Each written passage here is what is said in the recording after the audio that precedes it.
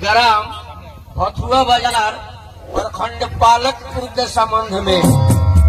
विषय कढ़ाई और पेट में पड़ने वाले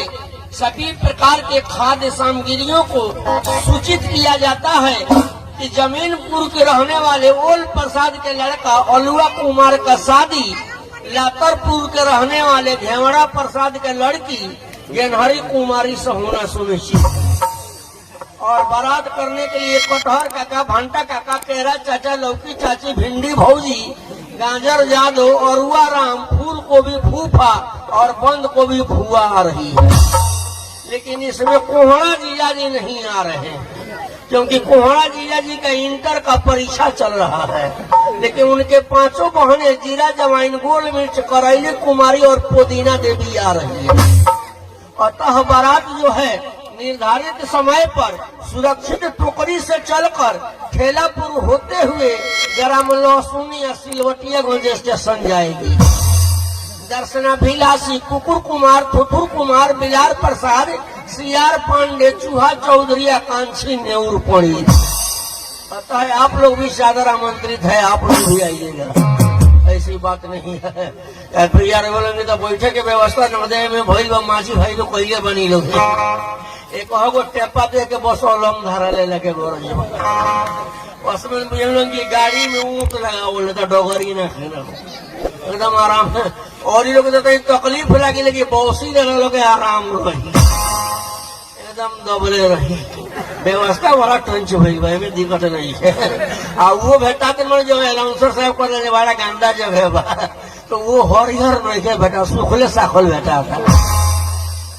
आगे में कहीं देख के आगे जाएगा पड़ता है। ऐसा बात नहीं है भैया, आए लगे चुटकुला सड़ी लगे, ऐसे समय भी निकल गए हमनी के भी जाए के बाद दूर दराज के बानी सब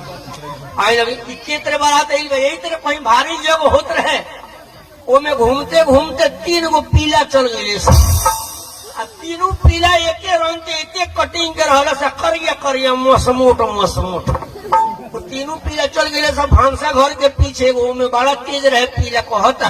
हमारे के देख के आवत से कथी कथी बनल बा आ गोइल सर दे पर्दवा हटा के हेतने थुथुनुआ ढुका के लागत निहार है। पहले भंडारी जग में गरम पानी धरे रहे दाल में डाले खाते उठा के थुथुने पर बिक देते पीला करते जाते जाते तो कहते नहीं उनमें कहाँ लेट बरे साफ हमारा गौरव में भेटाई। अब तो 2 गो पीला हर बड़ा दादा खाया हमनी के बाकी लगे सर तो उनमें से और ही जाता है तो वो जाता पीले वाता है धकर देह ढुका देता लगा टुकुर टुकुर निहारता रहे। भंडारी जड़ते चैली चूहे में घुसता होते रहे, चैलिए घींच के 4 चैली डांडे पर लगावत रहे। पीला डांडे टेढ़ पहले करते जाता जाता तो कहते रहे सांचों में साफ लेट नहीं करे हमारा जाते जाते भेटा। तीसर का पीला के बुझाए की बिरनी कटने भी बुझाए की जो खाए हम कितना जल्दी जाके खाए जाता देखते तो भंडारी के सुत गई बड़े नींद लाग गई तो कहता जब सुतिए गई बड़े तो बोहरी से का देखे बताए ना हम भीतरे ढूक जाए